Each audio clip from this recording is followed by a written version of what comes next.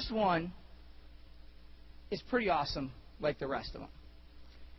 She actually met me a couple years ago, and she was a meek, quiet individual, sat in the corner of class, always was there, always engaged, but withheld her perspectives until one day.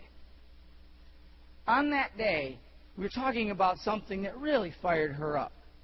And in that moment, she felt the need to not only voice her perspectives, but to stand and be heard. So she stood up and gave this incredible monologue. The monologue lasted probably 3 minutes, and it absolutely captivated the students in a way that I've never seen. And I said, that's a fire that's going to do something for our world. We're really excited when she decided to submit her innovation for what she's doing down in the country of Jamaica. And she's going to talk to you about that now. So without further ado, please give it up for our first Solution 6 speaker, Krystal Dixon, everyone. Beg you something, please. Baby, don't you leave. Don't leave me stuck here in the streets. If I get another chance to, I will never neglect you. I mean, who am I to hold your best against you? Hello, everyone. I was born in Jamaica, the riveting island of Jamaica, the land of reggae and Bob Marley, of tall mountains and coconut trees, of rushing rivers and clear ocean waters. I was born in the Kingstown, or Kingston as it has come to be known, the bustling economic hub of the island. I was born in a low-income family of 6, eventually 8, led by 2 restless entrepreneurs that fight endlessly to achieve the American dream. I was born as a perceptive young babe with a keen distaste for suffering and social injustices. I was born with an unusually large dose of resilience that continues to sustain me in my plight to save the world. Now, I can tell you endless things about me and the place that I was born, but I'd rather just take you there. So picture this as I walk you through a day in the bustling Jamaican market. A young girl, no older than 10 years old, let's call her Sandra. She wakes up at dawn in the midst of the morning dew. She wipes her eyes, opens her curtains, and observes as her mother packages the ground provisions in the market bag. Their eyes meet and her mother says, "Sandra, hurry up and come before we miss the early bus to town." She, still dazzled, throws on her shoes, wraps up her hair, and rushes outside to help her mother pack up the rest of the goods. On their way to the market, then, a crowded bus filled with people chatting religion and politics, Jamaicans' favorite topics. Her mother says to her, "Sandra, it is Christmas season, you know, so make sure you're extra careful of all sorts of thieves and conmen trying to cash in on the season." She then peers out the window as the bus makes its way down from the mountainside and through the trees and onto the flat urban capital of their region. At the market, the passengers get off the bus and they scatter in all directions, with local officials heading to their offices, Chinese wholesalers heading to their shop, and street-side vendors rushing to claim a corner on the road. In the market, she helps her mother to pack out the goods on a small wooden stall located among dozens more of similar sizes. As she awaits the morning crowd, she overhears her mother talking to the other vendors about the latest shooting in Riverton, the crime-filled neighborhood behind the market. A vendor located across from her says, "You know the boy that they shot is the same boy that held up Mr. Manley's fruit stall in the market last week?" Sandra laughs a deeply tragic laugh when she hears her mother says, "You'd think these crooks would know by now how not to get caught." The market starts to pick up as the crowd flows in and life starts to fill up in the market.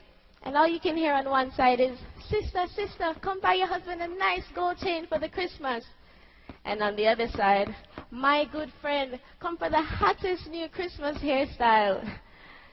The Sandra watches as a vendor hackles an American tourist over an already overpriced bag. This is genuine Egyptian cotton, mama. And Sandra knows that he purchased it from the Chinese wholesale this morning. You know, the surface of the market is filled with life and energy and humor. But underneath, grim realities lie. Because each of the vendors are competing to just get one more sale. For that could make the difference between their children's school uniform and books, or nothing at all. Sandra's mother manages to make a few sales off of her perfectly ripe bananas and breadfruit. But she just didn't manage to distinguish herself from the dozens of other vendors offering the same crop. So as the day dwindles down and the crowd starts to fade, Sandra's mother decides to pack up early before the inspector comes around to collect the market fees. Because after buying lunch for herself and her daughter, she just cannot afford to pay him. In the year that she has been in the market, sometimes she can afford it, other times she just has to leave before he gets to her stall. This time she neither has the fees nor an excuse to keep him from confiscating her goods. Sandra quickly and silently helps her mother to pack up the rest of the goods. She sees the hurt and the disappointment in her mother's face and says, "Don't worry, Mommy. We'll have better luck in Linstead Market tomorrow." You know, like most developing countries, public markets in Jamaica are a very important source of the country's livelihood. It is a component of its very large informal sector. This sector is a great source of employment and is a major component in national production. In fact, 41% of the nation's labor force is employed in these public markets. And it makes up 43% of its GDP activity. That's a huge amount. Therefore, if they were not to exist, the country would not be able to economically sustain itself, therefore increasing the incidence of crime and poverty. Now, public markets are not unique to Jamaica alone by any means. They are present in almost every country around the world. In fact, according to the OECD, or the Organization of Economic Coordination and Development, 60% of the world's labor force is employed in the informal sector. 60%. That means that 60% of the world's labor force is vulnerable to the challenges of informality. The underdevelopment of public markets has left it and its participants vulnerable and low-resourced. Therefore, public markets are plagued with issues such as poverty, high female participation, crime, low pay, and transiency. As highlighted in the story, challenges such as oversaturation of suppliers further the risks of operating in the market. These problems are not just Jamaica's problems. They are a global problem. They are our problems.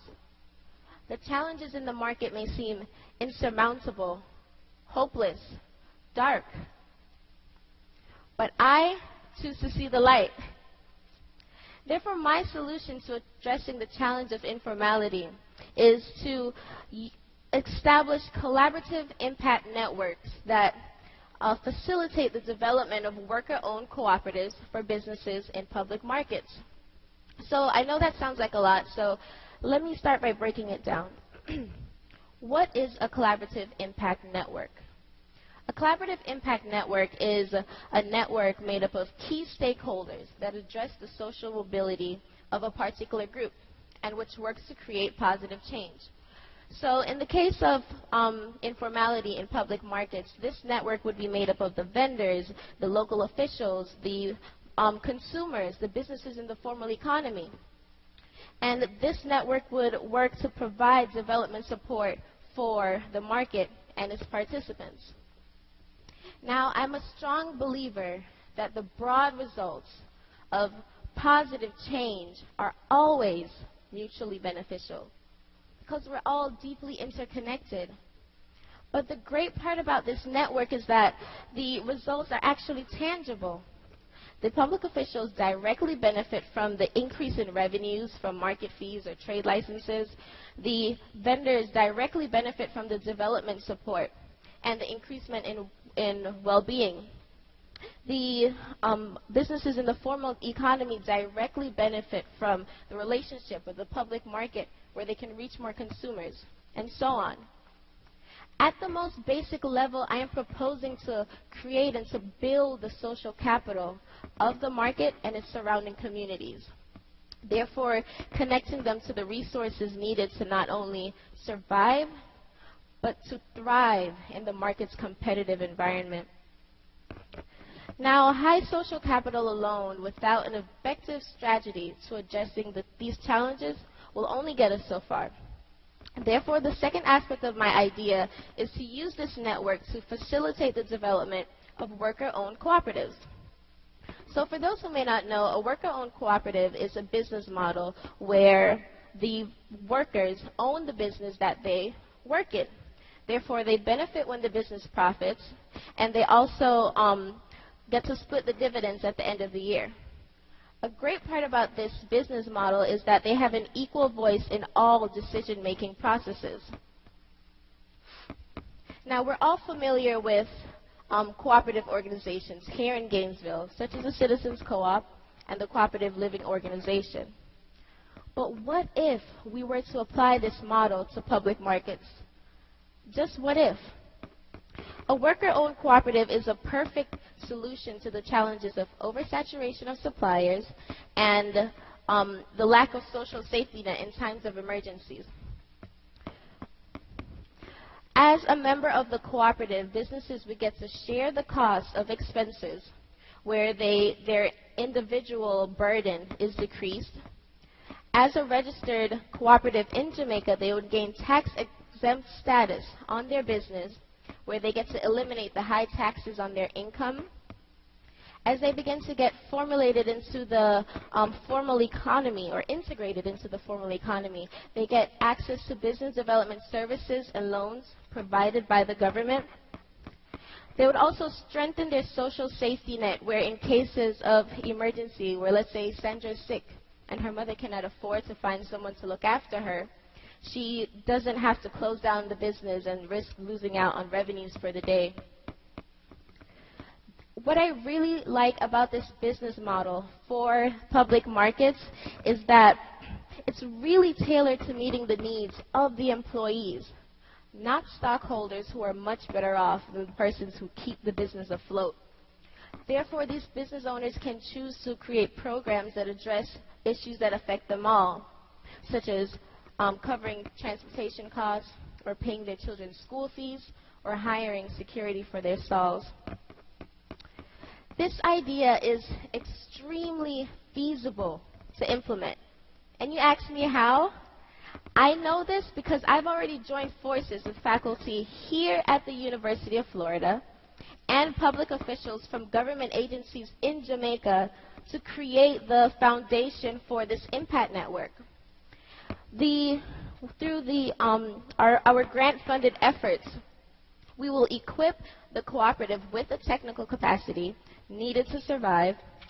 We will engage them in the active development of their market, and we will connect them to the resources needed to succeed. Now, the transferability of this idea is what really makes it so neat. Because from India to the Middle East, to South America, to Eastern Europe, these markets are born out of people's natural creativity and their instinctive need to survive in the market's competitive environment and in the world's most toughest economic conditions. Therefore, this model can apply to almost any social, cultural, or economic context and can easily be modified to addressing any vulnerable populations in any particular region. Audience, I'm calling on you today to help me to be an extension of a voice that has been silenced for way too long.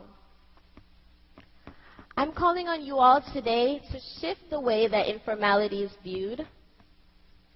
I'm calling on you all to join the movement that rejects the claim that public markets are not a place worthy of development. I am calling on you today to revolutionize the system and to get social and economic capital flowing in the lowest levels of society, which needs it the most. You and I, as a unit, will abandon the claim that informality is backwards, that these businesses lack potential, and that these businesses lack potential, and that they are full of freeloaders that lack an occupation. We will revive the marketplace. We will allow its true potential as a flourishing economic hub to be recognized. We will be a catalyst for change for those which needs it the most. You know, I was born with this vision, and I was born with this determination. I was born to do this. And I want to extend this power onto you so that we can do it together. Thank you.